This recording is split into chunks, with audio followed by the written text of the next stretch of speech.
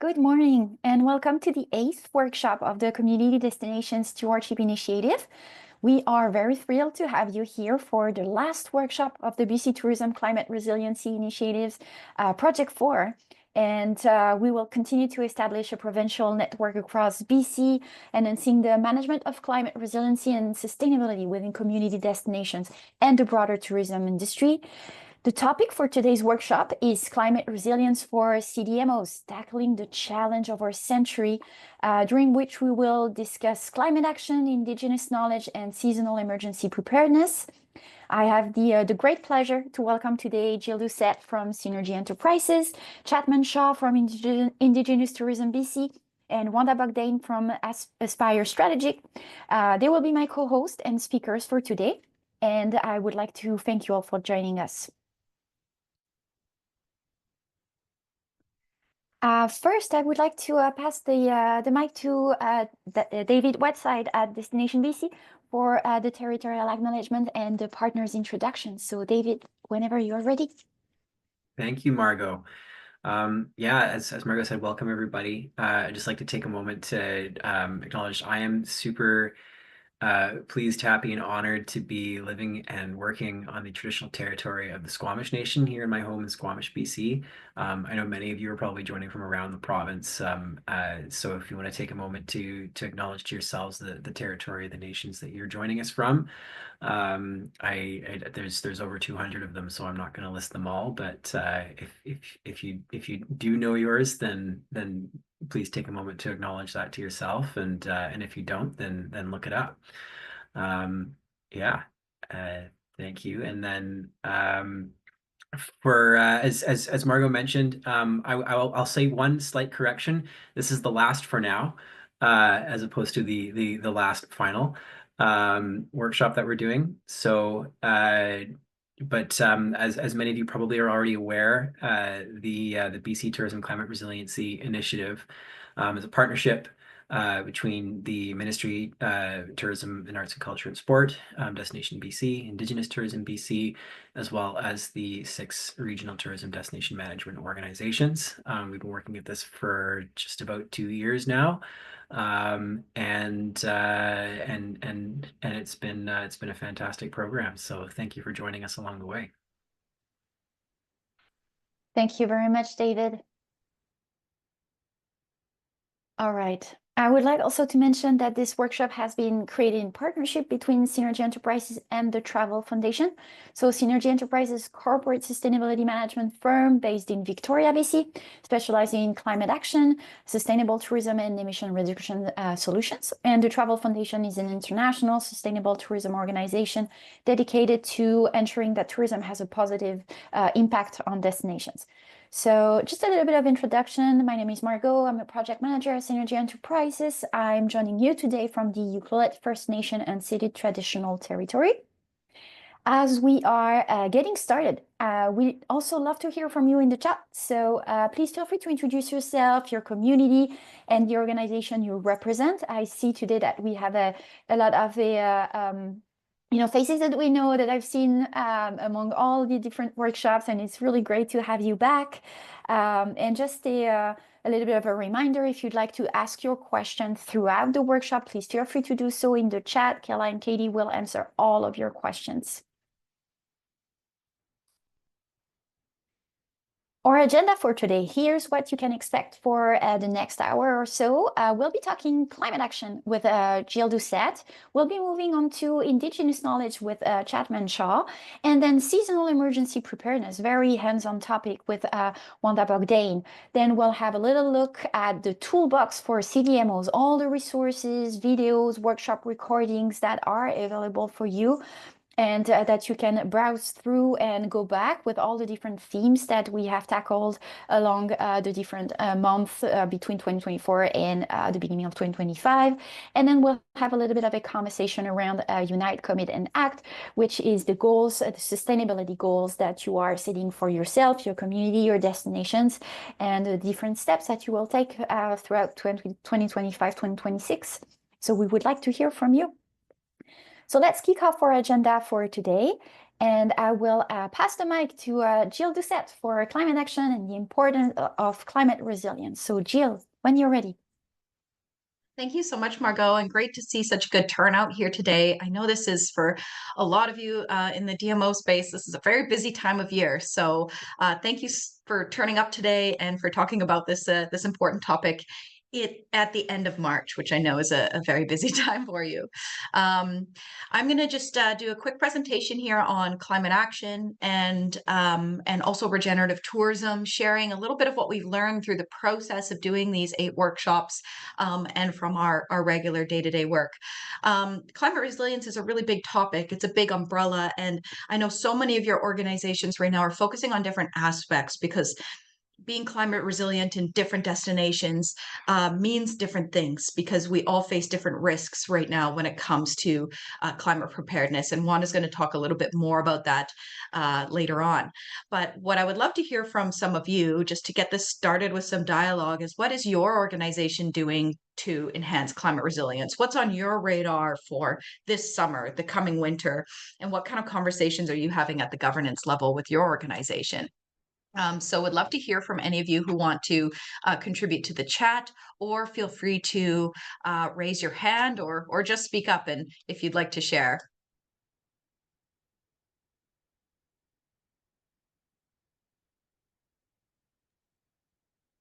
I know we've got some folks from the interior as well, so would be curious to hear about what your plans, what you're thinking for this summer. I see that What are the main Veniel things that you're focused on? has his hands up. So Veniel, if you want to unmute yourself. Hi, can you hear me? Hello?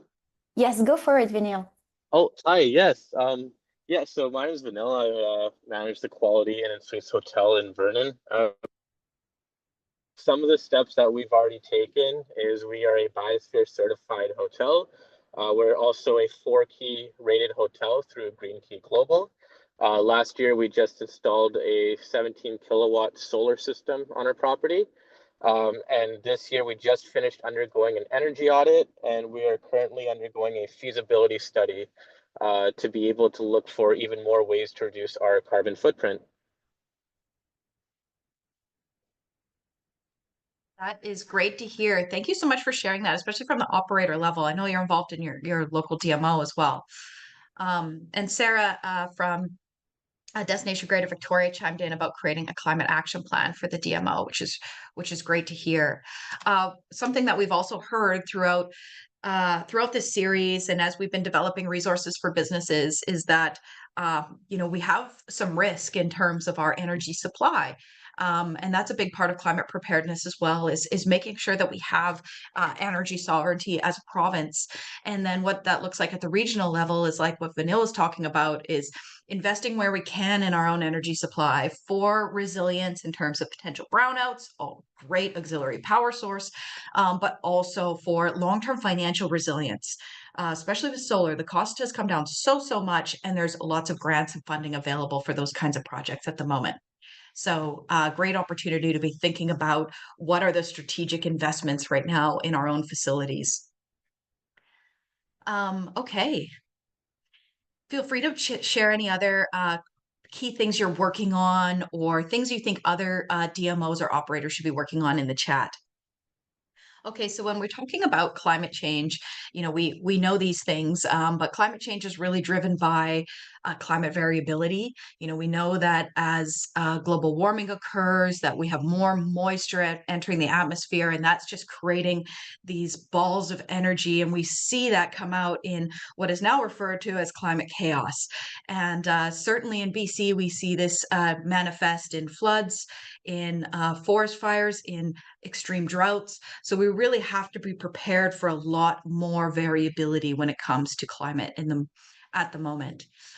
We are making some headway in terms of some tackling our emissions and understanding our emissions more.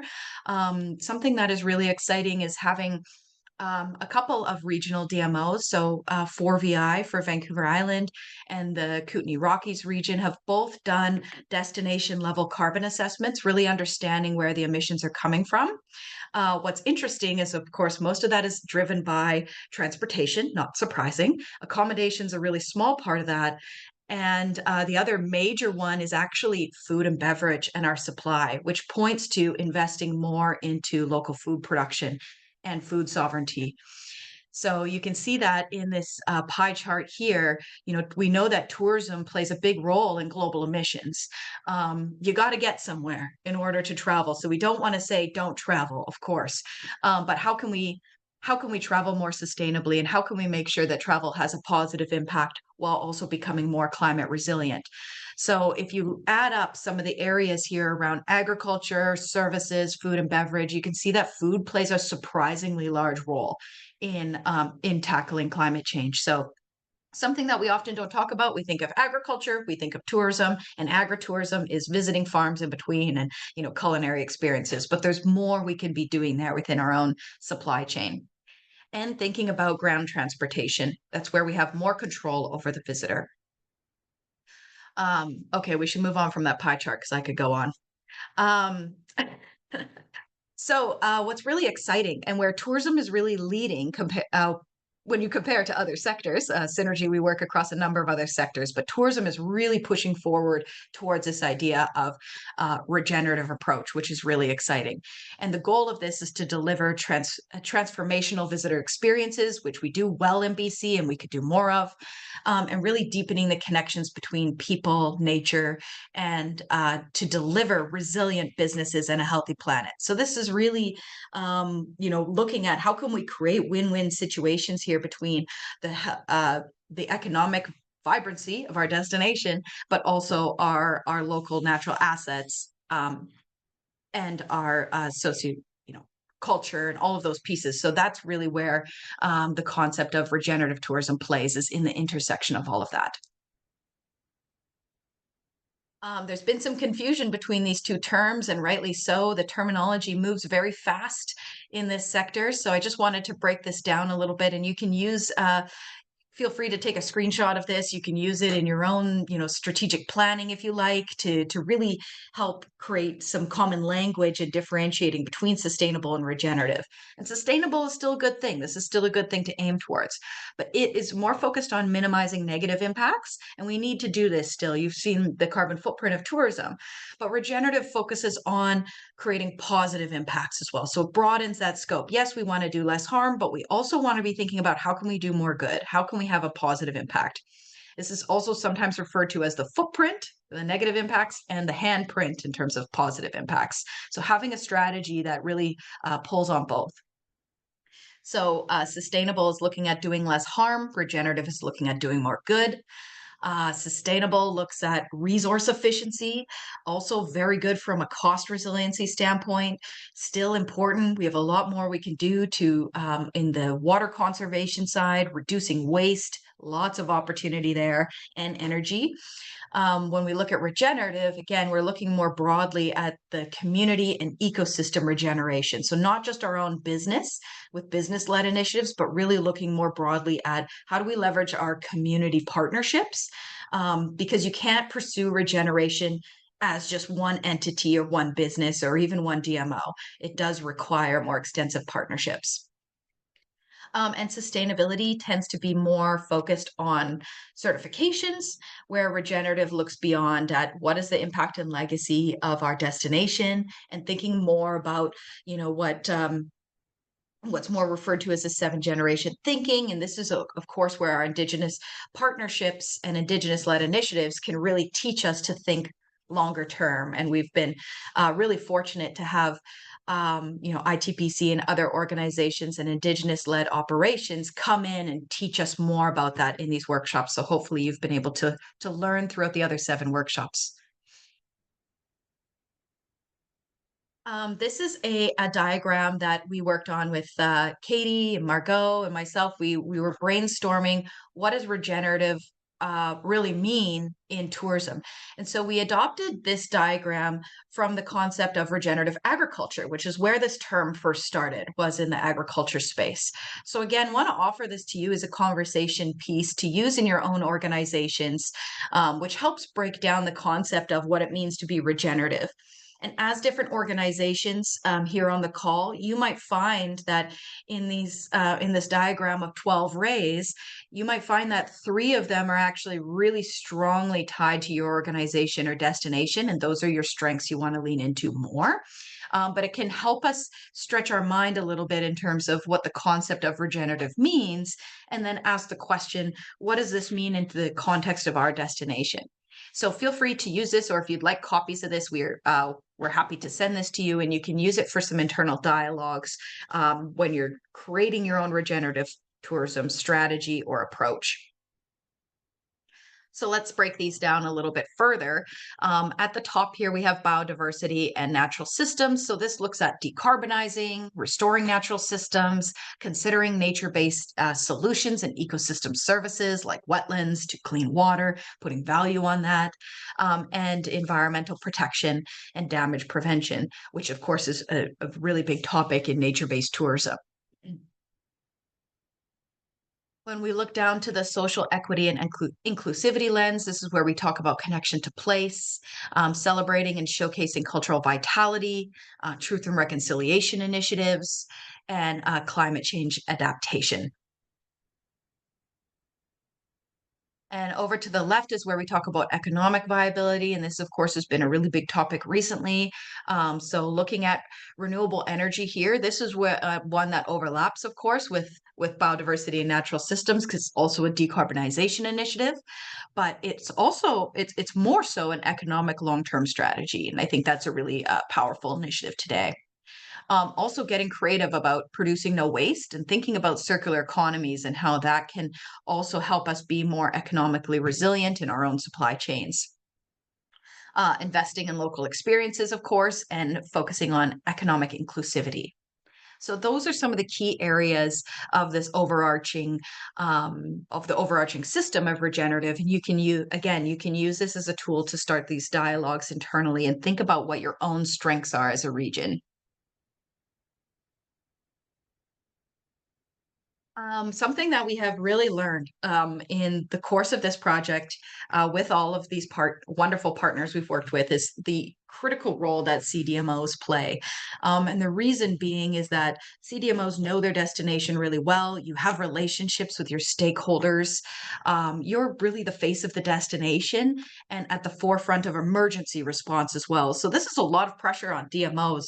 And this is why having this community of practice and this peer learning environment is so important for us all to be able to rise to the challenges that we are facing in this changing time.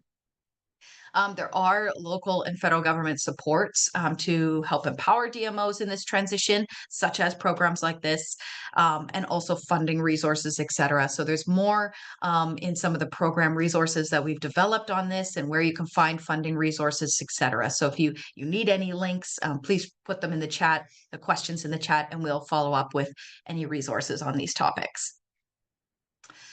Okay.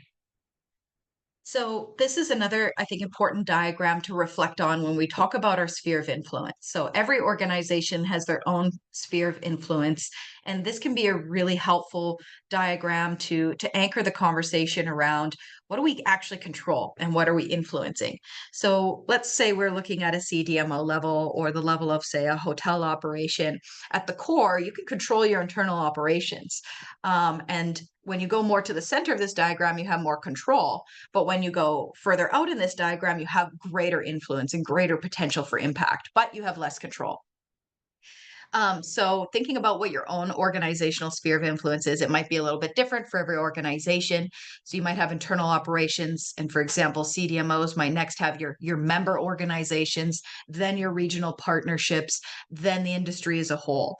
And so you can place different initiatives in these different concentric rings and think about well, we could do this initiative, but that's actually at the partnership level, or we can run this initiative, but this is at the member engagement level versus your own internal operation. So I find it helpful to kind of map different initiatives against this sphere of influence.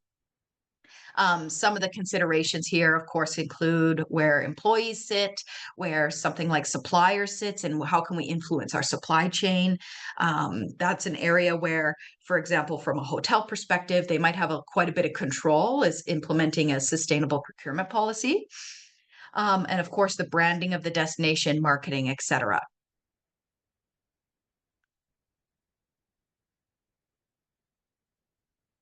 So as we're getting into planning for a changing climate future, a climate lens is something we're needing to bring more into the governance level, more officially, to be able to say, how do our regular decisions, how do our decisions about our destination development, how do we include climate and the changing climate in that conversation? So being able to apply that climate lens, and that might be from a risk perspective and risk mitigation perspective, or also how does this align with our goals around climate adaptation and mitigation?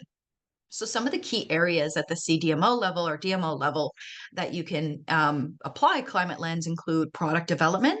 So for example, are we working with suppliers to create low carbon experiences and experiences that are going to attract the visitors who want more sustainable products and more opportunity to engage and give back to the destination?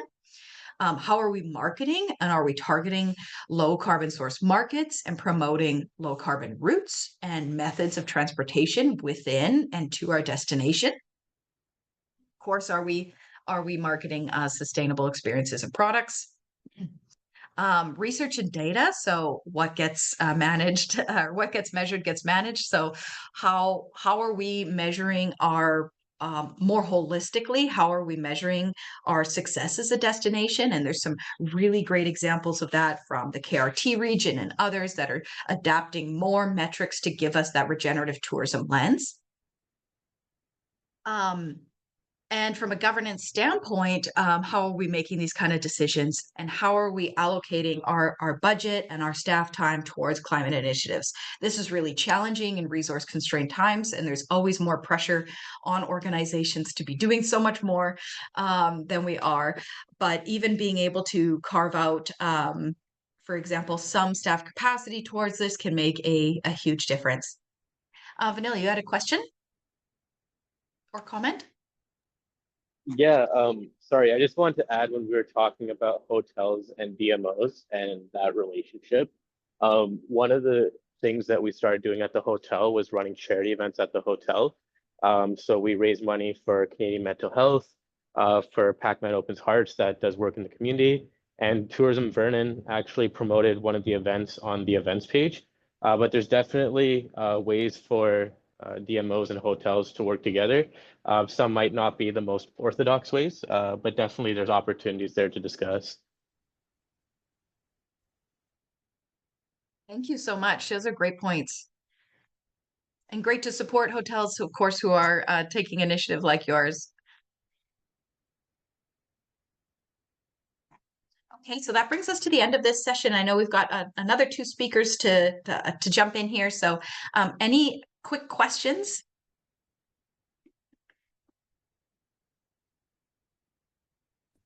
And Jill, there is also a poll running in the back for participants to just vote and give their wins and challenges regarding climate resiliency in 2024. So just give us a little bit of insight of what were your different goals for 2024? Did you achieve them?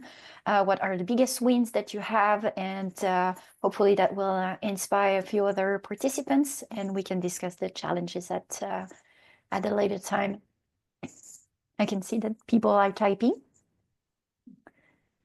Is there any question?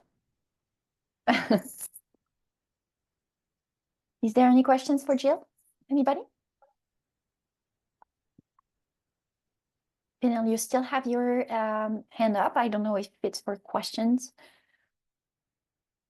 No, sorry, I think that was the last one. No worries. Okay, great. Well, if you do have any questions later on, feel free to put them in the chat and I'll answer them for there. All right, everyone, we'll be now moving to our second part of the workshop today, that is collaborations, the path to Indigenous knowledge. And for this section, I would like to pass the mic to Chapman. Please, Chapman, the floor is yours. Thank you, Margot. Thank you so much. Good afternoon. Oh, wait, we're still in the morning. Good morning, everybody. I'm really happy to be here. My name's Chapman Shaw with Indigenous Tourism BC. I'm the Corporate Services Manager. I've been playing a good part of the BC TCRI program and just our role within stewardship and sustainability at ITBC. What we wanted to talk about, and jumping right in here to the next slide, is the path to Indigenous knowledge. So what is your organization currently doing to collaborate more effectively with Indigenous partners? So this one, I think we're just opening up to the floor to see if we have any comments or initiatives that your organizations or your businesses or operators have taken to connect better with the Indigenous communities and partners within your territories or your regions.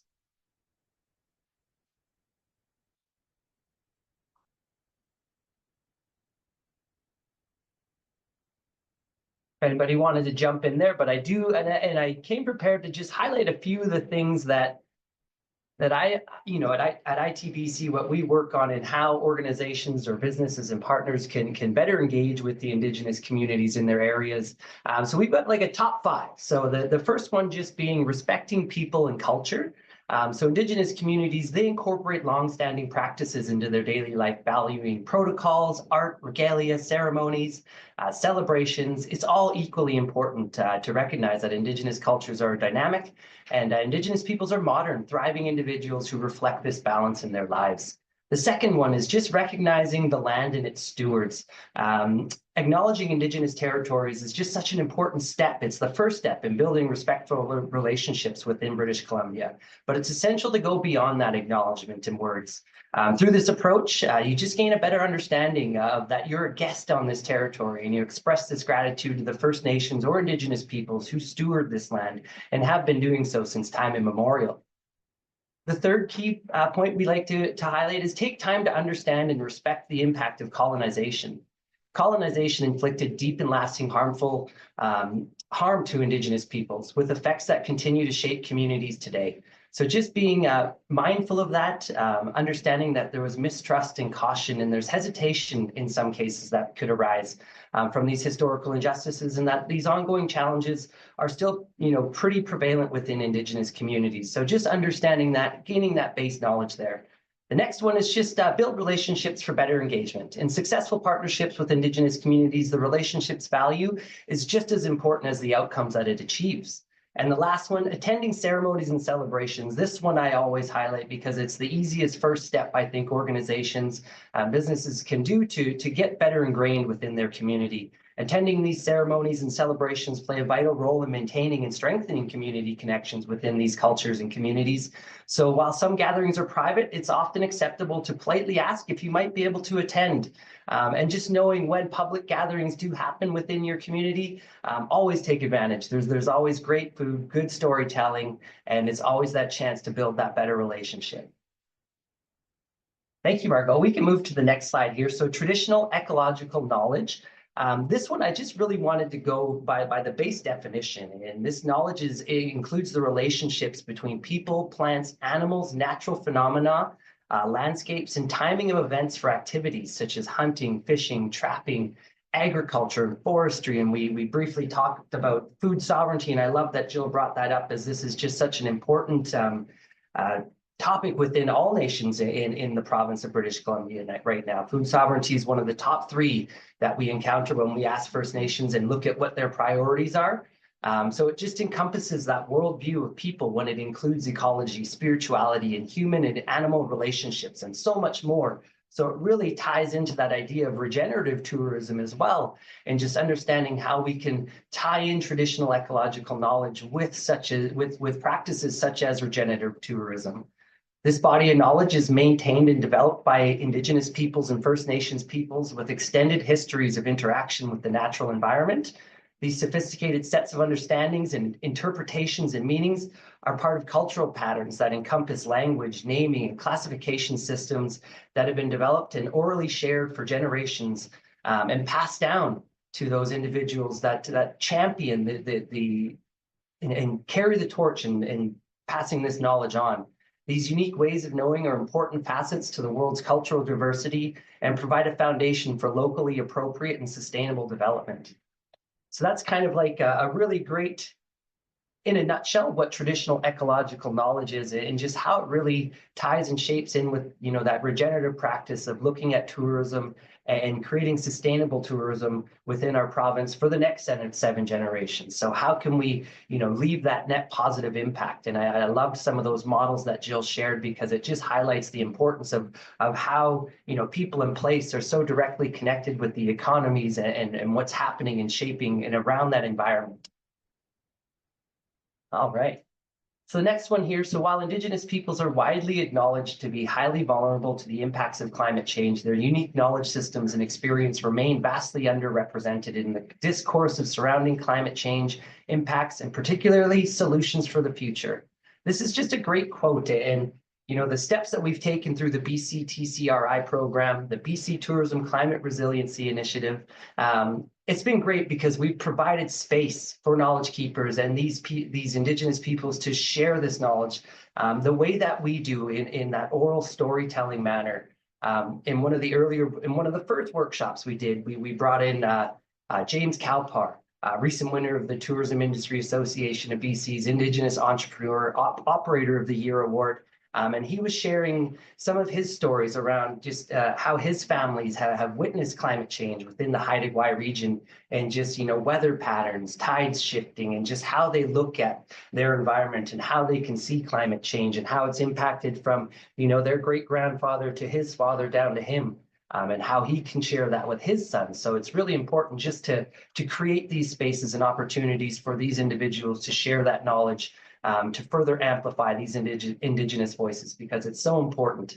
They have so much knowledge to share, and it's just impactful. So really thankful to the BC TCRI and the work that we've done to create these spaces, not only for James, but individuals like Candice Campo. We released a case study, Indigenous knowledge sharing, and just really great resource. So do check that out on the BC TCR website. That is a downloadable resource for everyone. And moving on to the next one. So this is just kind of like a slide of the 3 principles and how Indigenous knowledge gets applied to climate resiliency and how they're all really interconnected. So stewardship of the land, Indigenous knowledge transition, the intersectionality of storytelling. And I mentioned the story James shared with us briefly, but I also told this story at the tourism conference at the start of the month, in just how that intersectionality of climate change, storytelling and stewardship all weaved into this one story, and how he shared the view of weather pattern change, you know, how his great grandfather shared and could predict weather patterns 48 hours out. The next generation, through his father, they were looking at 24 hours out. James right now has a hard time at 8 hours out. So when he looks at sharing these stories, and it's just that intersectionality of that story, you know, changing environments, the climate change, the impacts that we are seeing within our lands and territories, and just how it impacts our operations. So it was just one of those key stories to share that really highlights how these 3 principles really apply to climate resilience and how we move forward. And some of the steps that James and his organization have taken at Haida Style Expeditions are exceptional, in the sense that, you know, they look at the outerwear they have when they do these tours, and, you know, the impact that they have in buying Gore-Tex or plastic on a seasonal basis for their employees. They took the next step, and they had wool uniforms made. So 100% pure woven wool, water resistant, traditionally used within the territory. So they utilize wool instead of a lot of plastics and the Gore-Tex that's out there, because they cycle through this stuff so often. But again, these are just the stories that highlight the resilience of Indigenous peoples and how we look at climate resiliency and how the impacts of climate change are shaping the way we operate right now, and the steps that we need to take to move forward. So the importance of regenerative tourism in the talks we're having here just highlight the importance of creating that space so that we can keep moving forward and sharing that knowledge and keep building on it. All right, that brings me to the Q&A portion. So please feel free to ask me any questions along the way. Yeah, floor is open.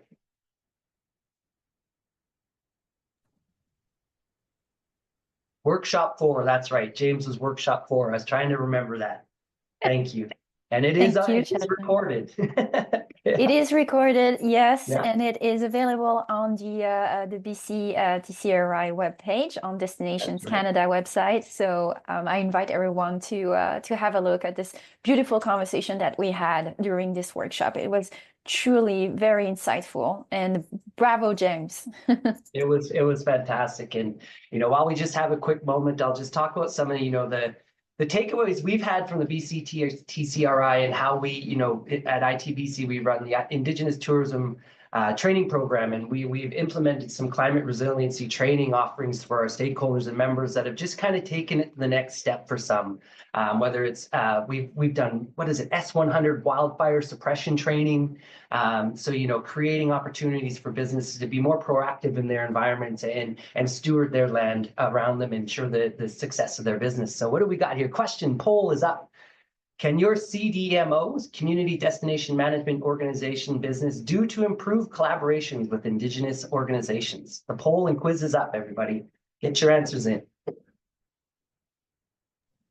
And don't hesitate to unmute yourself and ask any questions to Chapman while the poll is running in the back. And please feel free to reach out to me if you have any questions. Chapman@indigenousbc.com. Happy to talk offline if you need to as well.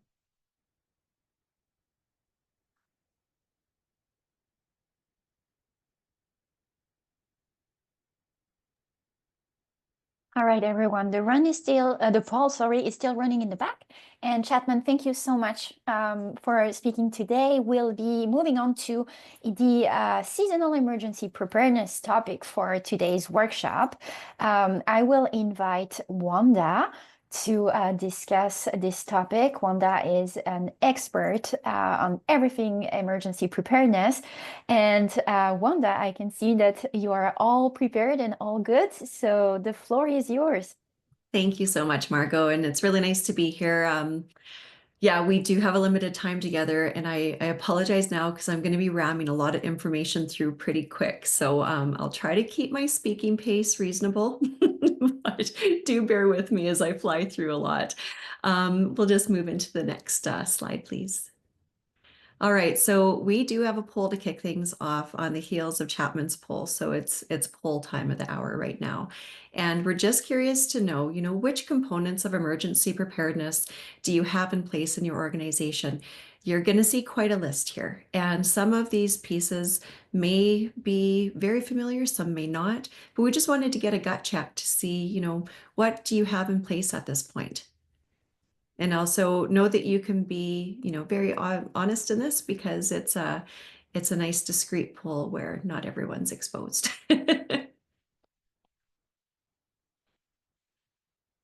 So while we go through the poll, I'm going to start to move, if I can, into the slides because there's so much to cover here. So we're gonna talk here about the Tourism Emergency Management Framework, and as you can see, there are 4 pillars here. And these 4 pillars really do move you through the common fields of getting this work done. Mitigation is obviously quite straightforward. It's pretty self-explanatory as the first piece. And we're going to focus a little bit more and heavily today on the preparedness, which includes conducting disaster exercises to reinforce training and facilitate education campaigns. And there's a whole lot of pre-work that's required within this piece. Response is the actions carried out before, during, and after a disaster or an incident, which is the common language, which are aimed at saving lives, reducing economic losses, and alleviating suffering. And recovery is a really important piece. And this is the action that's taken to return a community to its natural state, including the restoration of basic services and the repair of physical, social, and economic damage. The framework provides this unified structure so that, just so you know too, this piece is dedicated to support tourism operators and visitors. And collectively, it's meant to then reduce the impact and the vulnerabilities and risks to our industry while lessening those negative, effects to visitor experiences during the emergency window. So this framework, just so you know, is online, and certainly encourage everyone to get familiar with it if it's new to you. And Margot, just wanted to check in on the poll. Did you want to release any results, or did you need a little bit more time over there? We are still having a few answers, Wanda, so Okay. we're still waiting. I'll be doing it in a few seconds. Excellent. We can move to the next slide then. I'll cover some pieces about Destination BC's emergency preparedness site here. So building on that last slide, and encouraging, of course, people to get familiar if they haven't yet with the preparedness website overall, there's a lot of good templates and resources that you're going to find. And again, to reiterate, these are tourism specific pieces created just for our industry. Prepared BC is another resource providing residents information. So that's the distinction, as some of it's for industry. And so I should say the previous site is for industry, and this recent reference for Prepared BC is for residents. So they will have different audiences.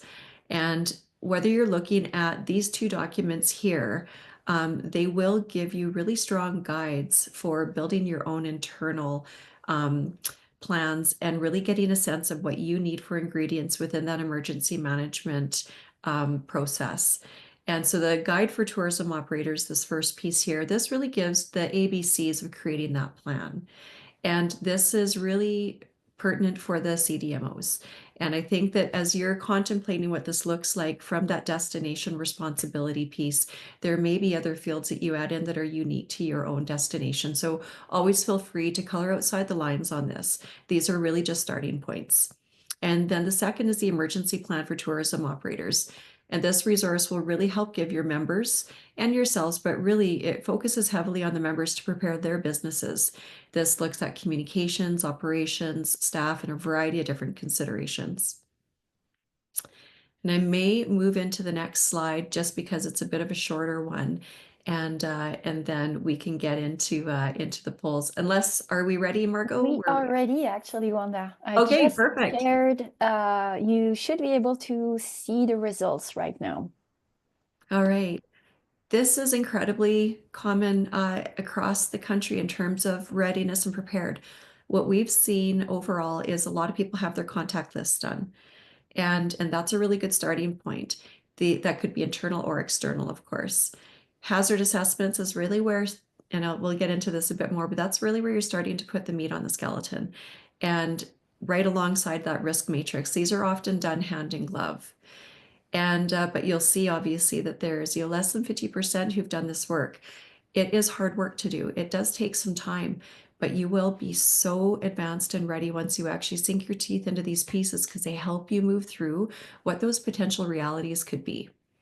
And then, of course, looking at that updated plan, we've got 13% who have this in place, and this covers off those 4 components of the phases I touched on. But as you can imagine, this is a really great guiding point that gives you an advanced response opportunity in the event of something occurring. And then obviously looking at the activities scheduled for execution. It's interesting that we've got more activities scheduled than we do having plans ready. So it may be the case that some of the destinations actually have just jumped into a couple of tactics, knowing that there are some things that they can get done, even if they have some constraints on their operations and capacity. And then 13%, again, this is probably very aligned with those individuals who have those hazard assessments and whatnot done to run the exercises against those. So a really, really interesting overview just to give us a sense on who in our marketplace has the ability or has had the ability to do this work. All right, so we can move into that next slide here. So going back to that tourism emergency framework, just to build on those last pieces that are a little bit more granular and specific, this one compared to those is actually on the macro level. So this is really looking at things from the collective of the tourism industry component. This also integrates directly with the provincial emergency management system that's in place, and in turn is guided by the Emergency and Disaster Management Act. So this is where you're going to see, a little bit more in the legislation information, a fulsome view on that provincial emergency framework. It is useful background so that you can see the bigger picture. But when you're doing your work, my recommendation would be to start with getting your plans done. And once you've got a sense of that, looking at the framework, and then that will actually help you make refinements just in case there's other perspectives that you need to build upon. And we can go to the next slide, please. So one of the nitty-gritty, educational pieces that's really useful for all of us to know about is the incident command system. So this is often referred to as ICS, and it's a pan-Canadian command and control structure. This is used in Australia, it's used in the Middle East for any area that needs to manage incidents or even planned events. This could be utilized even if we're looking at the FIFA event and a lot of different applications.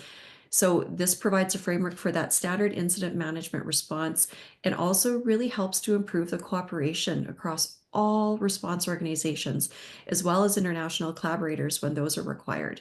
So it's a way that we can all sing from the same, song sheet.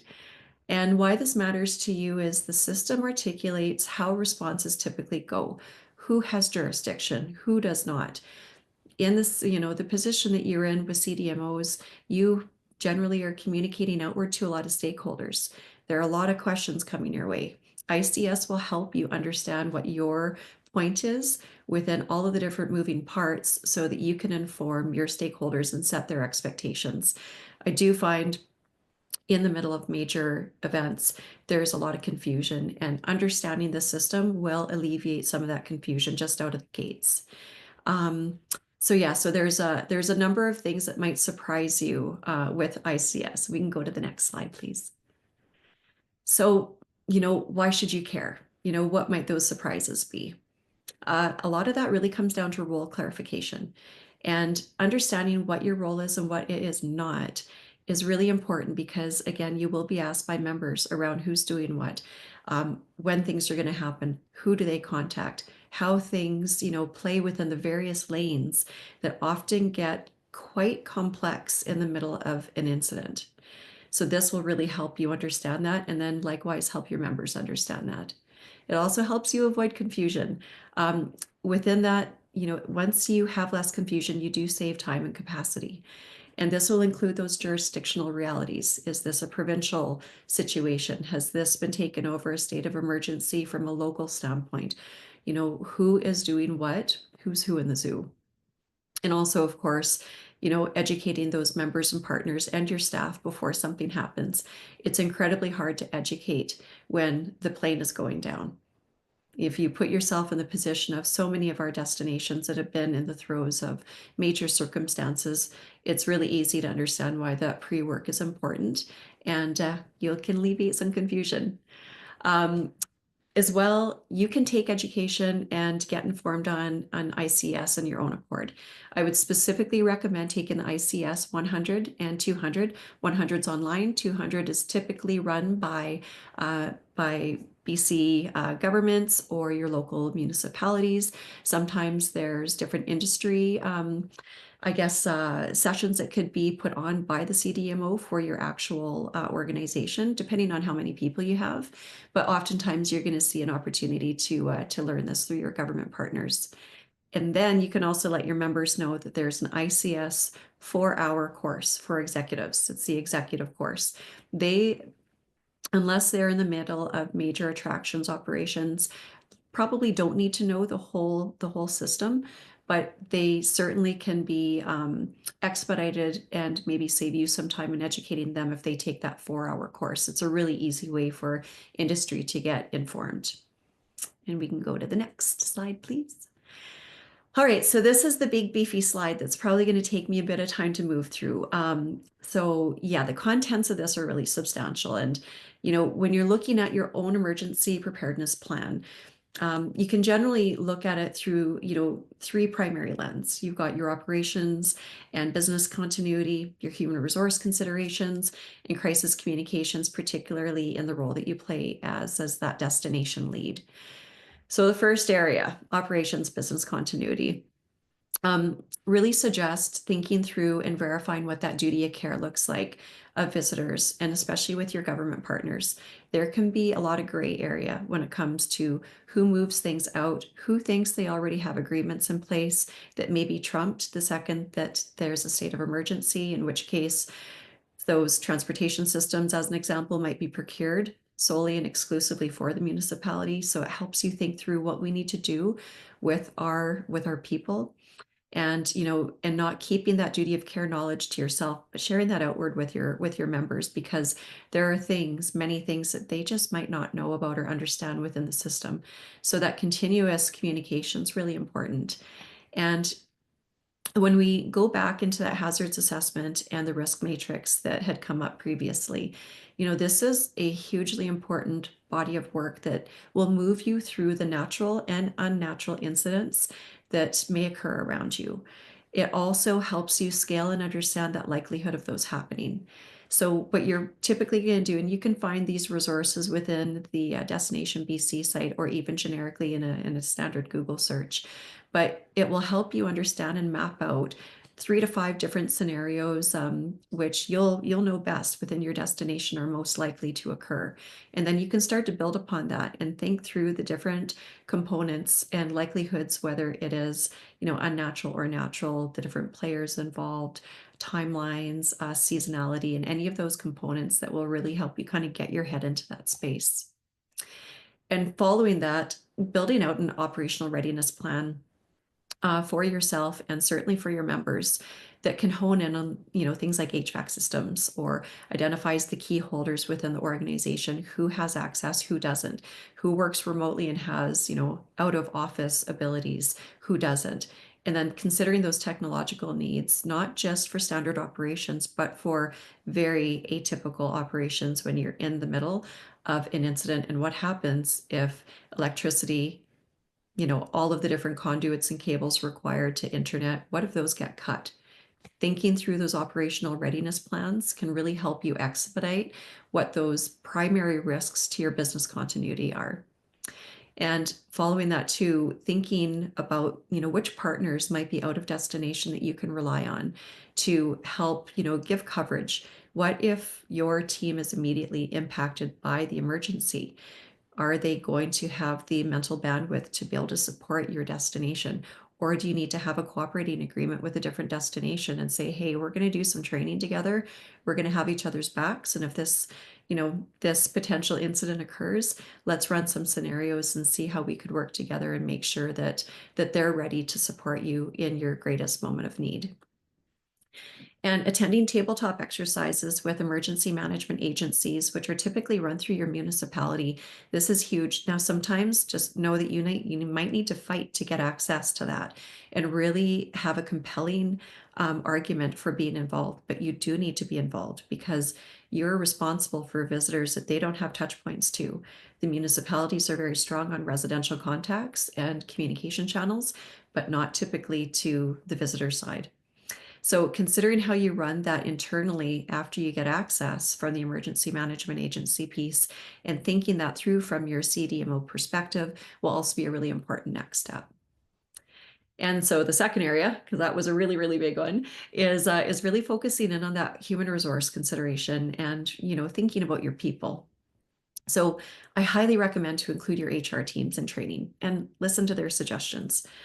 They really do have a touch point on the people side, whether that's in your organization as a mirror outward, or they may even have HR committees that they tap into in the destination itself.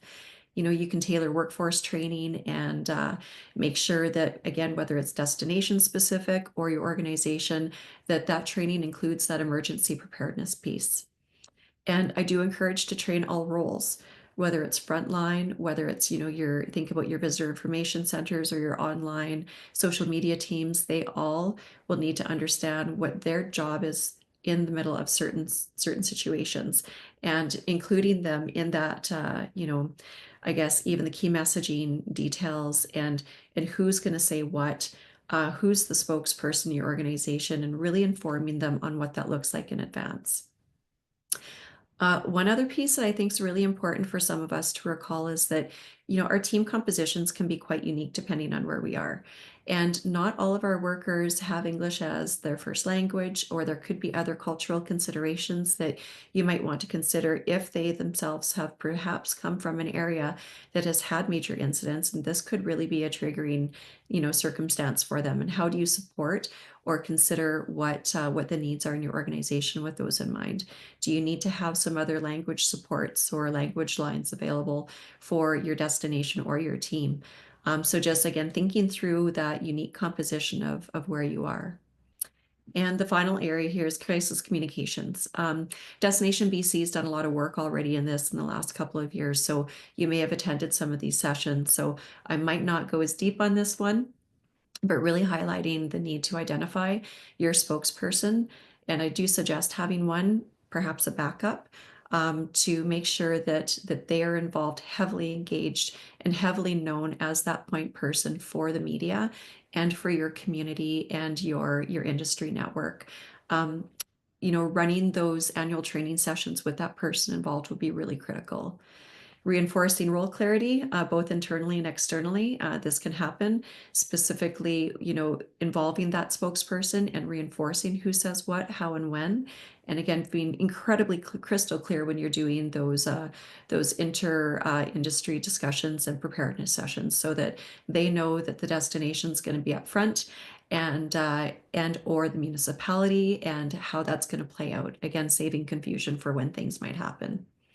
Preparing your templates and standards. Again, Destination BC's got quite a bit available on this already. And getting everyone in your organization, this is so important. You're going to hear me touch on this again shortly, but signing up for your alerts. What are your local and provincial alert systems? Get those sorted immediately to your phone well ahead of time. Keep them on your phone at all times. And seek out those official information sources. We know that, especially in some of our smaller communities, information just runs wild and rampant, and we try really, really hard to make sure that we enforce in advance of anything happening where we get info and where we don't. And whole destination crisis communication prep sessions. Leading this from the destination perspective is such an incredible opportunity for you to set the tone, set the pace, make sure that facts are the driver, not emotion, and all of those really important pieces. And considering doing that, if you can, at least once a year. Okay, that was a really big one, so thanks for bearing with me. We can move into the next slide now. And this, again, just kind of reinforces one of the pieces I'd mentioned around emergency alerts. I want to reiterate this because it is so important, and getting your staff involved when they are signing up to your organization, or if you're doing team training, making sure that they know to put this on their phone. It could be a void alert if it's a municipally driven piece, but here's, as you can see, here's a series of different mobile apps that are available. This is through Destination BC's website, and Google searches will find this out very, very easy for you, so that you can use this in your onboarding and your training opportunities. And evaluate your teams on it. Hold them to account. When you're in staff meetings or you're doing your one-on-ones, ask them, have you signed up yet? Show me your phone. Make sure that they've got this locked in. We can go to the next slide. And one of the other focal points too is just reinforcing that official information source aspect, and putting emphasis on, with your teams, that this is where we get our information, this is where we don't. And as the destination, the community destination management organization, you're really going to have a lead job in pointing people in the right direction of what we share and what we don't. More often than not, you will likely be sharing government-based updates, but there may be some additional context that you can provide when you're sharing that in your lead-in content, to make sure that it's explicitly understood with that visitor lens. And, again, taking a peek at Destination BC's website and saving that, within your comms teams browsers, so that it's readily available, and you can find this exact slide within those resources. One final piece, just to wrap up on that one and moving into the evaluation, is just really being mindful about what misinformation can do to the communication continuum. This is where a lot of challenges and a lot of time can be consumed. And honestly, it can really derail progress on getting stuff done that's required at the time. One of the pieces that I've seen for sure is that everyone wants to help. They really genuinely want to be part of the solution, not realizing that sometimes the best part of that solution is to stand back and wait to get direction, and not contacting and I'll say bothering the incident commanders or the incident responders. They have a really important job to do on the ground. And same thing with those emergency management agency contacts, including yourself. And so the more that people can stand by and wait for direction instead of coming to you and trying to prompt you to, inform them, it's really just helping them be clear as to, when to reach out, when not to reach out. Okay, evaluation time. I really encourage everyone to, keep those systems up to date at least once annually, because as you're evaluating something that may have happened, you're going to see quickly the incident and emergency response just never goes perfectly. Unfortunately, it's not the way that the world works. There will always be things that you can improve on. And evaluating that internally as well with your external partners will really help evolve and emerge some, critical nuggets of, refinement for your next time. So applying and capturing what went right and what didn't in the learnings log can be a really good way to ensure that that has actually been documented. And within that, evaluation window, also being mindful that this can take time. If we look at any of our wildfire areas, those response periods can be incredibly long because the community and destination and economic recovery periods are not within 2 weeks. They are not within 6 months.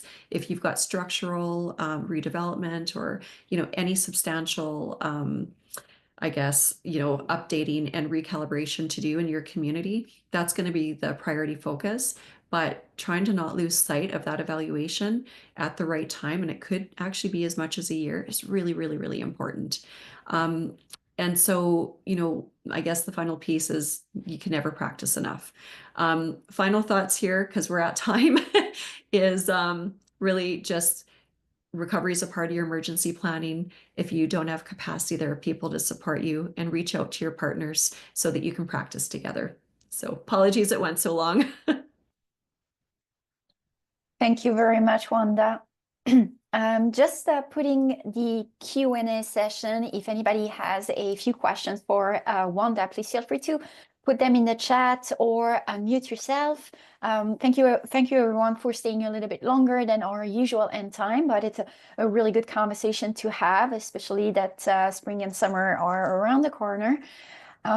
If there is anybody that have a questions, please feel free to put it in the chat. I'll be moving on with our last and final section for today, which is the toolbox for CDMOs, all the guides, videos, and the workshops recording, as well as the collaborative platforms that are available for you. So moving on to our series of workshop, all the workshop recordings are available on the YouTube channels of the Destination BC, as well as on the Destination BC BCTCRI Project 4 page.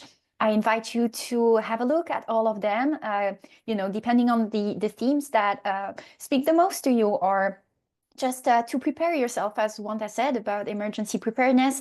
We also have decarbonization and climate action that Jill talked about, marketing and storytelling, which was our last workshop and in February, and that was a very interesting one with Robin Russell. You also have access to the 9 guides. So all those 9 guides are available on the Google Drive platform that Kayla will put the link in the chat. Different topics, all attached to the different workshop that we had as well. A little bit of a furthering the discussion and information about all the different themes of climate resiliency. Also 9 videos with subject matter experts. All those videos have been developed according to the workshops and are really nuggets of information. There's a truly hands-on content, insights, and advice for you to browse through. And last but not least, the MS Teams, the collaborative platform for discussion, questions, and resources. Please feel free to send your application to sign up to this platform to destination stewardship at destinationbc.ca. Christine Caddo will be very happy to help you move into this platform for talking with other DMOs, other CDMOs, other tourism operators for questions, discussions around the theme of climate resiliency and all the other themes that have been talked about in the workshops. And for our last slide, I would like to invite you to reflect on a Unite, Commit, and Act. What are you going to do in terms of climate resiliency within your destinations, within your organizations, and how will you partner with other people, other organizations to tackle this challenge that is, climate change and climate resiliency is, as Jill said, at the forefront for CDMOs. So if you'd like to share your future sustainability goals in the chat, please feel free to do so. I will also launch a last poll that is the themes for 2025 that you would like to see in terms of climate resiliency. What would you like us to talk about more? What are the themes that you would like to see developed more? Please feel free to enter all your answers in the polls. It will be run until the end of this workshop.